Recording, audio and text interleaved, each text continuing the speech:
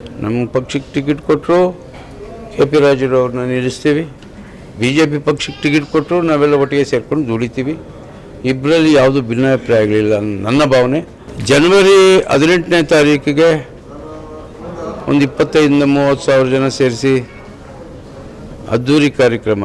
ಯಾವ ಥರ ಅಂದರೆ 25ನೇ ವರ್ಷದ JDSನ ಬೆಳ್ಳಿ ಮಹೋತ್ಸವ ಅಂತೇಳಿ ನಮ್ಮ KP ರಾಜುರವರು, ನಾವು ಅಧ್ಯಕ್ಷರು, ನಮ್ಮ ಪಟಾಪಟ್ರವರು ಎಲ್ಲರೂ ನಮ್ಮ ಪಕ್ಷದ ಮುಖಂಡರುಗಳು ಸೇರಿಕೊಂಡು ಇವತ್ತು ಮಾತಾಡಿದ್ವಿ, ಮೀಟಿಂಗ್ ಮಾಡಿದ್ವಿ.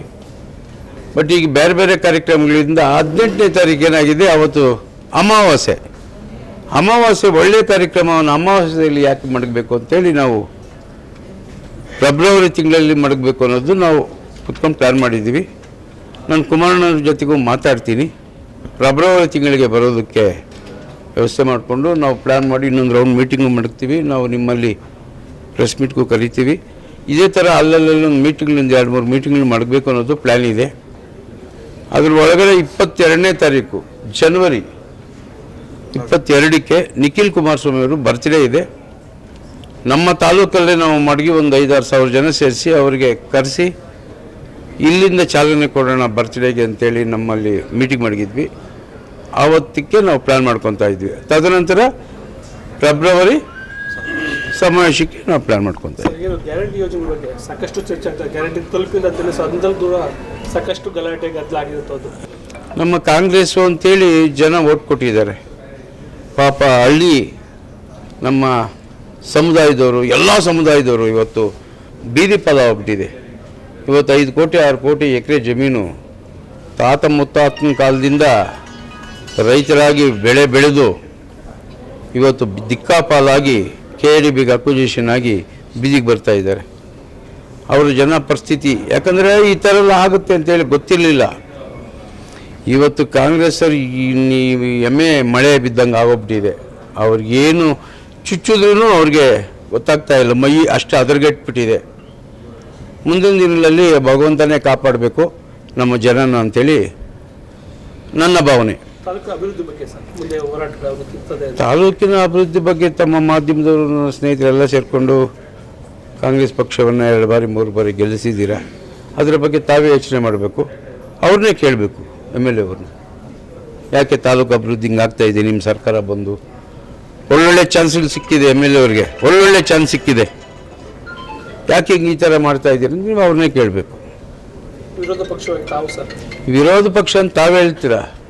ಇನ್ನೆಲ್ಲ ವಿಚಾರ ನಿಮ್ಗೆ ಗೊತ್ತಿರೋದೆ, ಗೊತ್ತಿಲ್ಲದೇನು ಇಲ್ಲ. ನನ್ನ ಬಾಯಿ ಬಿಡಿಸ್ಬೇಡ್ರಿ, ನಿಮ್ಗೆ ಗೊತ್ತಿರೋ ವಿಚಾರ ಅಲ್ವಮ್ಮ. ಹಾಂ, ಪಕ್ಷ ಸಂಘಟನೆಗೆ ಈಗ ಅದೇ ಚಾಲನೆ ಕೊಡ್ತಾ ಇದ್ದೀವಿ. ಹಿಂದೆ ಆದಂಗೆ ಮುಂದಿನ ದಿನಗಳಲ್ಲಿ ಆಗೋದಿಲ್ಲ. ನಮಗೆ ಯಾರೇ ಟಿಕೆಟ್ ಸಿಕ್ಕಲಿ, ನಮ್ಮ ಪಕ್ಷಕ್ಕೆ ಟಿಕೆಟ್ ಕೊಟ್ಟರು KP ರಾಜುರವ್ರನ್ನ ನಿಲ್ಲಿಸ್ತೀವಿ. BJP ಪಕ್ಷಕ್ಕೆ ಟಿಕೆಟ್ ಕೊಟ್ಟರು ನಾವೆಲ್ಲ ಒಟ್ಟಿಗೆ ಸೇರ್ಕೊಂಡು ದುಡಿತೀವಿ. ಇಬ್ಬರಲ್ಲಿ ಯಾವುದೂ ಭಿನ್ನಾಭಿಪ್ರಾಯಗಳಿಲ್ಲ ನನ್ನ ಭಾವನೆ. ಕಾದು ನೋಡಿ ಮುಂದಿನ ದಿನಗಳಲ್ಲಿ ಒಳ್ಳೆಯದಾಗುತ್ತೆ ಅಂತ ಹೇಳ್ಬಲ್ಲೆ. ಲೋಕಲ್ ಚುನಾವಣೆ ಹಾಂ, ನಾವು ಹೈಕಮಾಂಡ್ ಗಮನಕ್ಕೆ ತರ್ತೀವಿ. ಹೈಕಮಾಂಡ್ ಮುಖಾಂತರ ನಾವು ಎಲೆಕ್ಷನ್ ಫೇಸ್ ಮಾಡ್ತೀವಿ, ಒಟ್ಟಿಗೆ ಹೋಗ್ತೀವಿ. JDS ಆ್ಯಂಡ್ BJP ಒಟ್ಟಿಗೆ ಹೋಗ್ತೀವಿ, ಯಾವುದೇ ಭಿನ್ನಾಭಿಪ್ರಾಯಗಳಿಲ್ಲ. ಆಗಲೇ ನಮ್ಮ ನಾಯಕರು ತಮ್ಮ ಗಮನಕ್ಕೆ ತಂದಿದ್ದಾರೆ. ಜನವರಿ 18ರ ಕಾರ್ಯಕ್ರಮ ಸ್ವಲ್ಪ ಸಮಯ ಮುಂದೂಡಕ್ಕೆ ಒಂದು ಪ್ಲಾನ್ ಮಾಡ್ಕೊಂಡಿದ್ದೀವಿ. ಅದು ಅತಿ ಶೀಘ್ರದಲ್ಲೇ 2-3 ದಿನದಲ್ಲೇ ದಿನಾಂಕನ ಘೋಷಣೆ ಮಾಡ್ತೀವಿ. ಅದರ ಜೊತೆಯಲ್ಲಿ ಜನವರಿ 22ಗೆ ನಮ್ಮ ಯುವ ನಾಯಕರಾದ ನಿಖಿಲ್ ಕುಮಾರಸ್ವಾಮಿ ಅವರ ಹುಟ್ಟುಹಬ್ಬದ ಕಾರ್ಯಕ್ರಮವನ್ನು ಆನೇಕಲ್ನಲ್ಲೇ ಆಯೋಜನೆ ಮಾಡೋದಕ್ಕೆ ಒಂದು ರೂಪರೇಷೆಗಳನ್ನ ಮಾಡಿದ್ದೀವಿ. ಅತಿ ಶೀಘ್ರದಲ್ಲೇ ಅದರ ಬಗ್ಗೆಯೂ ನಮ್ಮ ನಾಯಕರ ಒಟ್ಟಿಗೆರೆ ಮಂಜಣ್ಣ ಅವರ ಮುಖಾಂತರ ತಮಗೆ ತಿಳಿಸ್ತೀವಿ ಅಂತ ಈ ಸಂದರ್ಭದಲ್ಲಿ ಹೇಳ್ತೀವಿ. ಸರ್, ಇತ್ತೀಚೆಗೆ ಯುವಕರ ಸಂಖ್ಯೆ ಹೆಚ್ಚಾಗಿದೆ. ಯಾವುದೇ ರಾಜಕೀಯ ಪಕ್ಷದಲ್ಲಾಗಲಿ ಮುಂಚೂಣಿಯಲ್ಲಿರೋದು ಯುವ ಪಡೆ. ಹಳೆ ಕಾರ್ಯಕರ್ತರ ಜೊತೆಗೆ JDSಲ್ಲಿ ಯುವಕರನ್ನ ಒಗ್ಗೂಡಿಸ್ಕೊಂಡು ಅವ್ರನ್ನ ಹೋಗೋದಕ್ಕೆ ಯಾವ ರೀತಿ ಒಂದು ಕಾರ್ಯಕ್ರಮಗಳನ್ನು, ಅದಕ್ಕೆ ನಿಖಿಲ್ ಕುಮಾರಸ್ವಾಮಿ ಅವ್ರನ್ನ ಕರೆಸ್ತಾರೆ. ಅರ್ಥ ಆಯ್ತಲ್ವಾ? ಈಗಾಗಲೇ ನೀವು ಇವತ್ತಿನ ಸಭೆಯಲ್ಲಿ ನೀವು ನೋಡಿರ್ಬೋದು, ಎಲ್ಲ ಹೊಸ ಮುಖಗಳು, ಹೊಸ ಯುವ ನಾಯಕರು ಭಾಗವಹಿಸಿರೋದು. ಅದು ಉರುಪಿನಿಂದ ಏನು ಭಾಗವಹಿಸಿದ್ದಾರೆ ಹಳೆಯ ನಾಯಕರ ಜೊತೆಯಲ್ಲಿ ಹೊಸ ಯುವಕರಿಗೂ ಸಹ ಜವಾಬ್ದಾರಿಗಳನ್ನ ಕೊಡೋದ್ರ ಮುಖಾಂತರ ಪಕ್ಷ ಸಂಘಟನೆಗೆ ನಾವು ಒತ್ತು ಕೊಡ್ತೀವಿ. ಮುಂದಿನ ದಿನಗಳಲ್ಲಿ ತಾವೇ ಕಾದು ನೋಡಿ. ಅದರ ಜೊತೆಯಲ್ಲಿ ಈಗಾಗಲೇ ನಮ್ಮ ನಾಯಕರು ಆಗಲೇ ಸ್ಪಷ್ಟನೆ ಕೊಟ್ಟಿದ್ದಾರೆ. ಈ ತಾಲೂಕಿನಲ್ಲಿ ಆಗ್ತಾರಂಥ ರೈತರ ಜಮೀನುಗಳನ್ನ ಏನು ಬಲವಂತವಾಗಿ KIDB ಮುಖಾಂತರ ಏನು ಕಿತ್ಕೊಳ್ಳೋದಕ್ಕೆ ಪ್ರಯತ್ನ ಮಾಡ್ತಿದ್ದಾರೆ, ಅದರ ವಿರುದ್ಧವಾಗಿ ಸಹ ನಾವು ವರಿಷ್ಠರ ಗಮನಕ್ಕೆ ತಗೊಂಡು ನಾವು ಅದರ ಬಗ್ಗೆ ಹೋರಾಟಗಳನ್ನು ಮಾಡೋದಕ್ಕೂ ನಾವು ಪ್ರಯತ್ನ ಪಡ್ತೀವಿ. ನಾವು ಜನವರಿ 18ನೇ ತಾರೀಕು ಕುಮಾರಣ್ಣವ್ರನ್ನ ಕರೆಸಿ ಒಂದು 25-30 ಸಾವಿರ ಜನ ಬೃಹತ್ ಸಮಾವೇಶ ಮಾಡ್ಬೇಕಂತ ತೀರ್ಮಾನ ಮಾಡಿದ್ವಿ. ನಾನೆಲ್ಲ ಒಂದು 500 ಹತ್ರ ಹೋಗಿ ಕೇಳಿದವಾಗ ಅವರಿಲ್ಲಪ್ಪ ಅಮಾವಾಸ್ಯೆ ಇದೆ, ಅವತ್ತು ಮಾಡಬೇಡಿ, ಅವತ್ತು ಮುಂದೂಡಿ, ಇಲ್ಲ ಮುಂದೆ ಮಾಡಿ ಹಿಂದೆ ಮಾಡಿ ಅಂತ ಹೇಳಿದ್ರು. ಆದ ಕಾರಣದಿಂದ ಇವಾಗ ನಾವು ಮುಂದೂಡೋಕ್ಕೆ ತೀರ್ಮಾನ ಮಾಡ್ತಾ ಇದ್ದೀವಿ.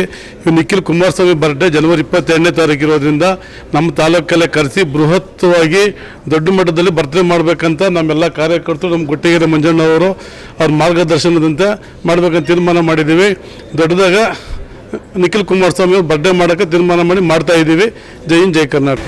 ಈಗಾಗಲೇ ನಮ್ಮ ರಾಜ್ಯ ಪ್ರಧಾನ ಕಾರ್ಯದರ್ಶಿಗಳು ಮತ್ತು ತಾಲೂಕಿನ ನಮ್ಮ ಹಿರಿಯರ ನಾಯಕರಾದಂಥ ಗುಟ್ಟಿಗೆರೆ ಮಂಜಣ್ಣವರ ಒಂದು ಸಮಕ್ಷಮದಲ್ಲಿ ಇಷ್ಟೊತ್ತು ಒಂದು ಸಭೆ ನಡೀತು.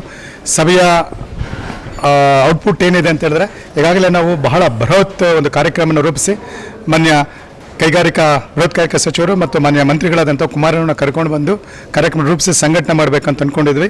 ಬಟ್ ದುರಾದೃಷ್ಟ ಯಾವ ಒಂದು ದಿನಾಂಕವನ್ನು ವ್ಯಕ್ತಪಡಿಸಿದ್ವೋ ಆ ದಿನಾಂಕದಂದು ಅಮಾವಾಸ್ಯೆ ಇದೆ ಮತ್ತು ಅನೇಕ ಪ್ರಾಕೃತಿಕ ತೊಡುಗೆಗಳು ಇರೋದ್ರಿಂದಾಗಿ ಅದನ್ನು ಫೆಬ್ರವರಿನಲ್ಲಿ ಆಯೋಜಿಸಬೇಕಂತ ಅಂದ್ಕೊಂಡಿರೋದು. ಒಂದು ಜನವರಿ 22ನೇ ತಾರೀಕು ನಮ್ಮೆಲ್ಲರ ಅಚ್ಚುಮೆಚ್ಚಿನ ನಾಯಕರಾದಂಥ ನಿಖಿಲ್ ಕುಮಾರಸ್ವಾಮಿ ಹುಟ್ಟುಹಬ್ಬದ ದಿನ ನಿಖಿಲ್ ಕುಮಾರಸ್ವಾಮಿ ಅವರನ್ನ ಕರೆಸೋದ್ರ ಮುಖೇನ ತಾಲೂಕಿಗೆ ಹೊಸ ಸಂಚಲನ ಕೊಡೋದ್ರ ಮುಖಾಂತರ ಈಗಾಗಲೇ ನಮ್ಮ ಅಧ್ಯಕ್ಷರು ಹೇಳಿರುವಂಥ ರೀತಿಯಲ್ಲಿ ನಮ್ಮ ತಾಲೂಕಿನಲ್ಲಿ ಅಭಿವೃದ್ಧಿ ಕುಂಠಿತವಾಗಿದೆ.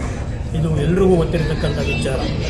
ಇದಕ್ಕೆ ಇನ್ನೂ ದೊಡ್ಡ ಸಮಸ್ಯೆ ಅಂತ ಹೇಳಿದ್ರೆ, ಈಗೇನು ರೈತರ ಒಂದು ಜಮೀನನ್ನು ರಾಜ್ಯ ಸರ್ಕಾರ ಅಕ್ವಿಸಿಷನ್ ಮಾಡಬೇಕು ಅಂತೇಳಿ ಸತತವಾಗಿ ಏನು ಪ್ರಯತ್ನ ಪಡ್ತಿದ್ದಾರೋ ಅದರ ವಿರುದ್ಧವಾಗಿ ತಾವೆಲ್ಲರೂ ಸಹ ಮುಂದಿನ ದಿನಗಳಲ್ಲಿ ಹೋರಾಟ ಮಾಡಬೇಕು ಅನ್ನುವ ಒಂದು ನಿಟ್ಟಿನಲ್ಲಿ ಈಗ ಮೀಡಿಯಾ ಮುಖಾಂತರ ಒಂದು ಸಂದೇಶವನ್ನು ಕೊಡ್ತಿದ್ದೀವಿ. ಇಲ್ಲಿ ಪ್ರಶ್ನೆ ಬರ್ತಕ್ಕಂಥದ್ದು ಏನಂತ ಹೇಳಿದ್ರೆ, ಈಗ ಸಾಮಾನ್ಯ ಜನರು ನಾವು ಒಬ್ಬ ಲೀಡರ್ನ ಆಯ್ಕೆ ಮಾಡ್ತೀವಿ. ಸೊ ಲೀಡರು ಆಯ್ಕೆ ಆದ ನಂತರ ಅವರಿಗೆ ಯಾವ ರೀತಿ ಬೇಕೋ ಆ ರೀತಿ ತುಂಬ ಫಲವತ್ತಾದಂಥ ಭೂಮಿ, ಅದಲ್ಲದೆ ತುಂಬ ರೇಟ್ ಇರ್ತಕ್ಕಂಥ ಒಂದು ಭೂಮಿನ ಯಾವುದೇ ಒಂದು ಇಂಟಿಮೇಷನ್ ಇಲ್ಲದೇ ಅವರು ಇವತ್ತು ಅಕ್ಯೂಸೇಷನ್ ಮಾಡ್ತಿದ್ದಾರೆ ಅಂತ ಹೇಳಿದ್ರೆ ಅದು ಕರೆಕ್ಟ್ ಅಲ್ಲ. ಈಗ ನಾವೆಲ್ಲರೂ ಸೇರಿ ಅವ್ರನ್ನ ಗೆಲ್ಸ್ಕೊಟ್ಟಾಗ ಅವರು ಸಹ ನಮ್ಮ ಅಭಿಪ್ರಾಯವನ್ನು ತಗೊಂಡು ಆ ಭೂ ಕಬಳಿಕೆಯನ್ನು ಮಾಡಬೇಕೇ ವಿನಃ ಅವರಿಗೆ ಇಚ್ಛಾ ಮನಸ್ಸು ಬಂದ ರೀತಿಯಲ್ಲಿ ಮಾಡ್ತಕ್ಕಂಥದ್ದು ಇದು ಸರಿಯಲ್ಲ. ಜನಗಳೇ ಆಯ್ಕೆ ಮಾಡಿ ಕಳಿಸಿರ್ತಕ್ಕಂಥವ್ರನ್ನ ಜನಗಳೇ ಇಳಿಸ್ತಕ್ಕಂಥ ಒಂದು ತಾಕತ್ತು ಸಹ ಅವ್ರಿಗಿದೆ. ಸೊ ಈ ಒಂದು ಎಚ್ಚರಿಕೆಯನ್ನು ನಾವು ಈಗ ರಾಜ್ಯ ಸರ್ಕಾರಕ್ಕೆ ನಾವು ಕೊಡ್ತಾ ಇದ್ದೀವಿ. ಸೊ ನಿಮಗೆ ನಾರ್ತ್ ಕರ್ನಾಟಕ ಅಂದರೆ ಉತ್ತರ ಕರ್ನಾಟಕಕ್ಕೆ ಹೋದರೆ ಏನು ಇವತ್ತು ಡ್ರೈ ಲ್ಯಾಂಡ್ಸ್ ಅಂತ ಏನಿದೆ ಅಲ್ಲಿ ನೀವು ಡೆವಲಪ್ಮೆಂಟ್ ಮಾಡಿ, ಅನ್ಎಂಪ್ಲಾಯ್ಮೆಂಟ್ ಜಾಸ್ತಿ ಇದೆ, ಅಲ್ಲಿ ಎಂಪ್ಲಾಯ್ಮೆಂಟನ್ನು ಕ್ರಿಯೇಟ್ ಮಾಡಿ. ಈಗ ಆಲ್ರೆಡಿ ನಮಗೆ 4 ಇಂಡಸ್ಟ್ರಿಯಲ್ ಏರಿಯಾ ಬಹು ಹತ್ತಿರದಲ್ಲೇ ಇದೆ. ಈಗ 5ನೇ ನಮಗೆ ಬೇಕಾಗಲಿಲ್ಲ. ಇಲ್ಲಿರ್ತಕ್ಕಂಥ ಇಂಡಸ್ಟ್ರೀಸ್ಗೆ ನಮಗೆ ಈಗಿರುವಂಥ ಒಂದು ಮೂಲಭೂತ ಸವಲತ್ತು ಏನಿದೆಯೋ ಅದನ್ನೇ ನಾವು ಸರಿಯಾದ ರೀತಿಯಲ್ಲಿ ನಿಭಾಯಿಸ್ಲಿಕ್ಕೆ ಆಗ್ತಿಲ್ಲ. ಲೈಕ್ ಟ್ರಾಫಿಕ್ ಇರ್ಬೋದು, ರಸ್ತೆಗಳಿರ್ಬೋದು, ಮೂಲಭೂತ ಸೌಕರ್ಯಗಳಿರ್ಬೋದು. ಇನ್ನು ಈಗ ಭೂ ಕಬಳಿಕೆ ಮಾಡಿ ಇನ್ನೊಂದು ಇಂಡಸ್ಟ್ರಿನ ಇಲ್ಲಿ ಬಂದರೆ ನಾವು ಇಲ್ಲಿ ವಾಸ ಮಾಡಲಿಕ್ಕೂ ಸಹ ಸೂಕ್ತವಾದಂಥ ಒಂದು ಜಾಗ ಆಗುತ್ತೆ. ಸೊ ಹಾಗಾಗಿ ನಿಮಗೆ ಎಚ್ಚರಿಕೆ ಕೊಡ್ತಾ ಇರ್ತಕ್ಕಂಥದ್ದು, ಇಚ್ಛಾ ಮನಸ್ಸು ನೀವು ಯಾವ ರೀತಿ ಬೇಕಾದ್ರೂ ಕಬಳಿಕೆ ಮಾಡಬೇಕು ಅಂತಕ್ಕಂಥದ್ದನ್ನು ನೀವು ಕೈ ಬಿಡಬೇಕಾಗುತ್ತೆ. ಇಲ್ಲ ಬರೋ ದಿನಗಳಲ್ಲಿ ಎಲ್ಲರೂ ಸಹ ಒಗ್ಗಟ್ಟಿಂದ, ರೈತರು ಮಾತ್ರ ಅಲ್ಲ, ರೈತರಿಗೆ ಬೆನ್ನೆಲುಬಾಗಿರ್ತಕ್ಕಂಥ ಪ್ರತಿಯೊಬ್ಬರು ಸಹ ಅವ್ರ ಜೊತೆಗೂಡಿ ಒಂದು ಸತತವಾದ ಹೋರಾಟವನ್ನು ಮಾಡ್ತೀವಿ. ನಿಮಗೆ ಯಾವುದೇ ರೀತಿಯಲ್ಲಿ ನೀವು ಏನೇ ಮಾಡೋದು ಸಹ ಭೂ ಕಬಳಿಕೆ ಮಾಡಲಿಕ್ಕೆ ಬಿಡಲ್ಲ ಅನ್ನೋ ಒಂದು ಸಂದೇಶವನ್ನು ಈ ಮುಖಾಂತರ ನಾವು JDS ಪಕ್ಷದಿಂದ ನಮ್ಮ ನಾಯಕರಾದಂಥ ಕೊಟ್ಟಿಗೆರೆ ಮಂಜಣ್ಣವರು ಇರ್ಬೋದು, ನಮ್ಮ KP ರಾಜಣ್ಣವರು ಇರ್ಬೋದು, ನಮ್ಮ ಅಧ್ಯಕ್ಷರಾದಂಥ ದೇವೇಗೌಡಣ್ಣವರು ಇರ್ಬೋದು, ಅಥವಾ ಎಲ್ಲ ಮುಖಂಡರು ಸಹ ಸೇರಿ ಬೃಹತ್ ಹೋರಾಟವನ್ನು ಮಾಡುವ ಮುಖಾಂತರ ರೈತರಿಗೆ ಬೆನ್ನೆಲುಬಾಗಿ ನಿಂತ್ಕೊಂತೀವಿ ಅಂತೇಳಿ ಈ ಒಂದು ರಾಜ್ಯ ಸರ್ಕಾರಕ್ಕೆ ಎಚ್ಚರಿಕೆಯನ್ನು ಕೊಡ್ತಿದ್ದೀವಿ.